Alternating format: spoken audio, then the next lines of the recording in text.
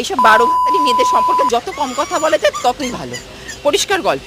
কারণ আজকে যেখানে মানুষ এতদিন বন্যায় রয়েছে, বলতে খুব খারাপ লাগলো, আমি অন্য রাজ্যের মুখ্যমন্ত্রী দেখেছি, কোনো রাজ্যের মুখ্যমন্ত্রীকে দেখিনি এরকম এই বাচ্চাদের নায়িকাগুলোকে নিয়ে এত মাতামাতি। পরিষ্কার গল্প, এদের অফিসিয়ালি 3-4টে করে বিয়ে, অফিসিয়ালি 3-4টে করে বিয়ে করছে, এদেরকে সাংসদ পদে উনি আপগ্রেড করছেন। এটা কোন কোন রাজ্যে হয় এরকম বলুন তো?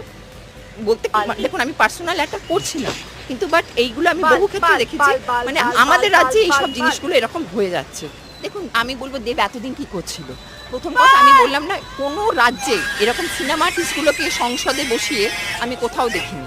আর এই সিনেমা আর্টিস্ট এরা দেখুন, এরা সিনেমা করতে এসছে। আজকে আমি নিজে বলছি এরা কোনো কাজ করে না, এরা পরিষ্কার। আপনাদের সকলকে বলবো ভনাক্কাম, নমস্কারম, সত শ্রী অকাল জি, সালাম আলাইকুম।